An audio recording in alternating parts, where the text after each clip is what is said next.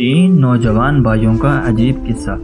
بسم اللہ الرحمن الرحیم۔ السلام علیکم ناظرین، صدقہ بن مرد اس نے اپنے والد سے روایت کی ہے کہ انطاکیہ کے مفازات میں نے ایک اونچی جگہ پر 3 قبریں دیکھی۔ ان میں ایک پر یہ شعر لکھا تھا: زندگی سے وہ شخص کیا لذت حاصل کر سکتا ہے جو یہ جانتا ہو کہ خداوند عالم اس سے ضرور باز پرس کرے گا اور اس سے بندوں کے ساتھ کی جانے والی ناانصافیوں کا بدلہ لے گا، اور جو بلائیاں اس نے کی ہیں اس کی جزا دے گا۔ دوسری قبر پر لکھا تھا: کیا لذت پائے گا وہ جو یقین رکھتا ہو اس بات پر کہ اس پر موت اچانک آ ہی جائے گی، اس کی ساری بڑائی اور ملک چھین لے گی اور اس گھر میں ملائے گی جس کا وہ مستحق ہے۔ تیسری قبر پر لکھا تھا: کیسے مزے لوٹے گا وہ جس کا رخ ایسی منزل کی طرف ہے کہ جس پر اترنا جوانوں کو بورا کر دیتا ہے، جو چہرے کے نقوش کو بہت جلد مٹا دیتا ہے۔ راوی کہتا ہے کہ میں ایک بوڑھے کے پاس جا کر بیٹھ گیا اور اس سے کہا: میں نے تمہاری بستی میں ایک عجیب بات دیکھی۔ اس نے کہا: کیا دیکھا؟ میں نے واقعہ بیان کیا۔ اس بوڑھے شخص نے کہا کہ ان کا قصہ اس سے زیادہ تعجب خیز ہے جو تم نے ان کی قبروں پر دیکھا۔ میں نے کہا: سناؤ کیا ہے؟ اس نے کہا: یہ 3 بھائی تھے، ان میں سے ایک بڑا عہدیدار تھا جو بادشاہ کے ساتھ رہتا تھا اور شہروں اور لشکروں کے انتظام پر مامور تھا۔ دوسرا ایک مالدار تاجر تھا، وہ بھی بادشاہ کے خاص لوگوں میں سے تھا۔ تیسرا ایک عبادت گزار شخص تھا جو عبادت کے لیے اپنے آپ کو فارغ کیے ہوئے تھا۔ اس عبادت گزار کی موت قریب آئی تو اس کے بھائی اس کے پاس جمع ہو گئے، اور وہ سلطان کا مصاحب ہمارے علاقوں کا والی تھا۔ عبد الملک بن مروان نے اس کو والی بنایا تھا، اور وہ ایک ظالم جابر اور لٹیرا تھا۔ یہ دونوں اپنے عابد بھائی کے پاس آئے جب اس کا آخری وقت تھا۔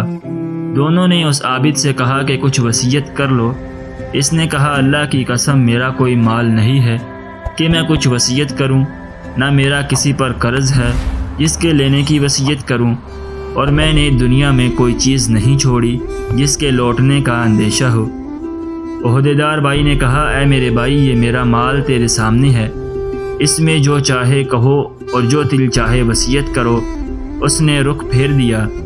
تاجر بھائی نے کہا: میرے بھائی، تجھے میری کمائی اور کثرت دولت کا پتہ ہے، شاید تیرے دل میں کسی بلائی کا ارمان رہ گیا ہو جس کو مال خرچ کیے بغیر حاصل نہ کیا جا سکتا ہو۔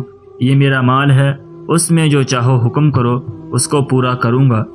وہ ان دونوں کی طرف متوجہ ہوا اور کہا: مجھے تمہارے مال کی کوئی ضرورت نہیں ہے، لیکن میں صرف ایک اقرار تم سے لیتا ہوں جس میں تم وعدہ خلافی نہ کرنا۔ انہوں نے کہا: وہ کیا ہے؟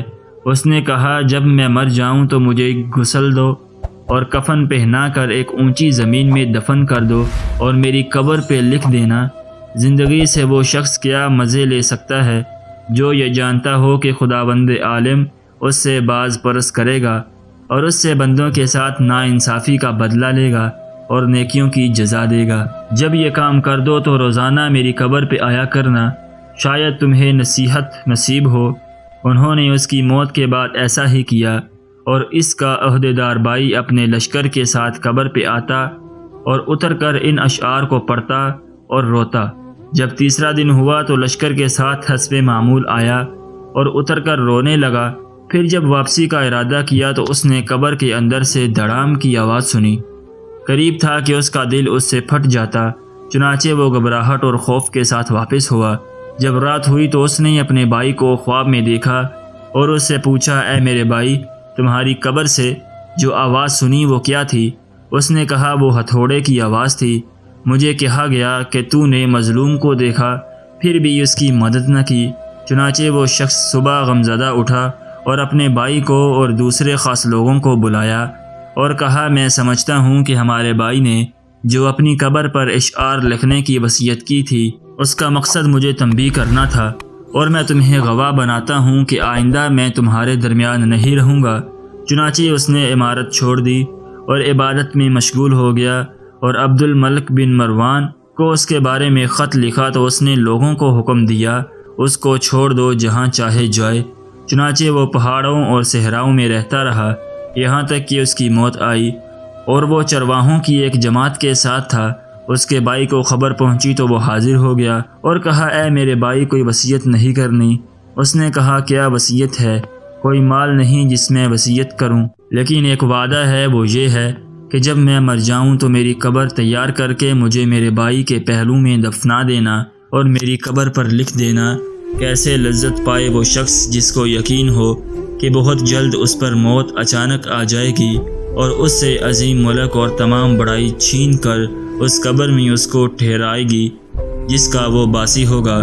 پھر 3 دن تک میرے پاس آیا کرنا اور میرے لیے دعا کرو، شاید اللہ تعالیٰ مجھ پر رحم فرمائے۔ چنانچہ وہ مر گیا اور اس کے بھائی نے اس کی وصیت پر عمل کیا۔ جب اس کی قبر پر تیسرے دن آیا، دعا کی اور رویا، پھر جب واپس ہونے لگا تو اس نے ایک شدید آواز سنی جس سے اس کی عقل زائل ہونے کے قریب ہو گئی اور وہ وہاں سے بے چین ہو کر لوٹا۔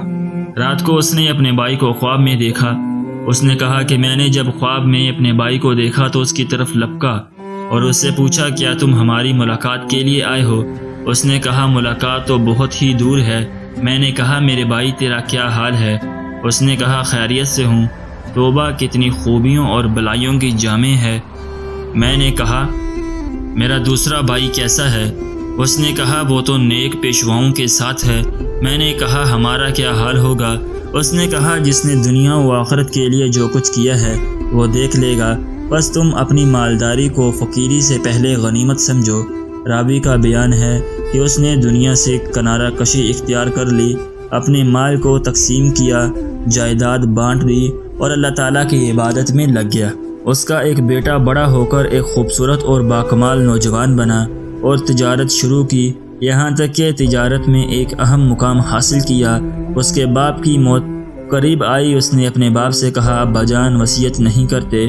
اس نے کہا، اے میرے بیٹے، تیرے باپ کا کوئی مال ہی نہیں جس میں وصیت کرے، لیکن میں تجھ سے ایک وعدہ لیتا ہوں کہ جب میں مر جاؤں تو مجھے اپنے چچوں کے ساتھ دفنا دینا اور میری قبر پر یہ شعر لکھ دینا، کیسے مزے لے سکے گا زندگی سے وہ جس کا رخ ایسی قبر کی طرف ہو جس کی گھاٹ نوجوانوں کو بوڑھا کر دیتی ہے اور چہرے کا رنگ اڑا دیتی ہے اور جلدی جلدی جسم اور جوڑوں کو وہ سیدھا کر دیتی ہے۔ جب یہ کرو تو اس کے بعد 3 دن تک تم میرے پاس آ جایا کرنا اور میرے لیے دعا کرنا۔ اس نوجوان نے وصیت پر عمل کیا۔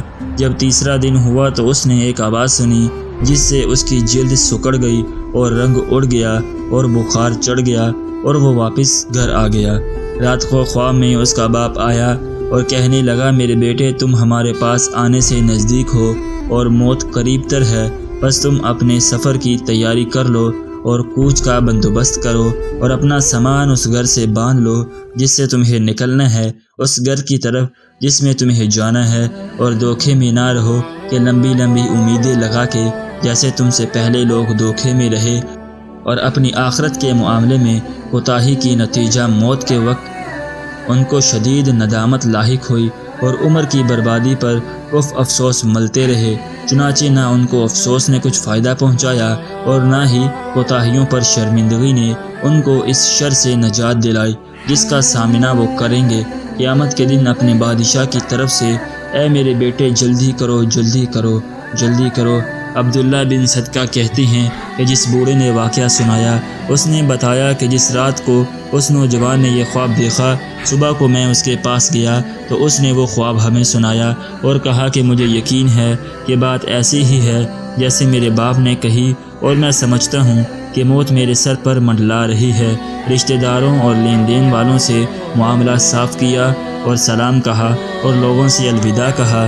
لوگوں نے اسے الوداع کہا جسے کسی کو کسی چیز سے ڈرایا گیا ہو اور اس کو اس کی توقع بھی ہو۔ وہ کہتا تھا کہ میرے باپ نے کہا، جلدی کر، جلدی کر، جلدی کر۔ ان تینوں سے مراد یہ 3 لمحات ہیں تو وہ گزرے، لہٰذا وہ نہیں ہیں۔ اگر 3 دن ہو تو وہ کیسے گزاریں گے، اور یا 3 مہینے، اور میں نہیں سمجھتا کہ اس وقت تک زندہ رہوں گا، یا 3 سال ہیں اور یہ 3 مہینوں سے بھی زائد ہیں، اور میں نہیں چاہتا کہ ان سے مراد سال ہوں۔ چنانچہ وہ 3 دن تک بخشتا رہا اور صدقہ کرتا رہا جب اس خواب کو تیسرا دن ہوا تو اس نے صبح سویرے اپنے اہل و عیال کو جمع کیا اور ان کو الوداع کہا اور سلام کہا، پھر قبلہ رخ ہو کر لیٹ گیا اور آنکھیں بند کر لی اور کلمہ شہادت پڑھا اور وفات پا گیا رحمہ اللہ تعالی۔ اس کے بعد ایک عرصہ تک لوگ گاہے بگاہے اس کی قبر پر دور دراز سے آتے تھے اور نماز پڑھتے تھے۔ حاصل، بے شک جو سچے دل کے ساتھ اللہ کی طرف رجوع کرتا ہے تو اللہ تعالیٰ اس کی دعا کو قبول فرماتے ہیں۔ اس لیے ہمیں بھی چاہیے کہ ہر حال میں اللہ کی طرف رجوع کریں اور اسی سے مانگتے رہیں۔ اللہ تعالیٰ ہم سب کو اس واقعہ سے سبق حاصل کرنے کی توفیق عطا فرمائے، آمین یا رب العالمین۔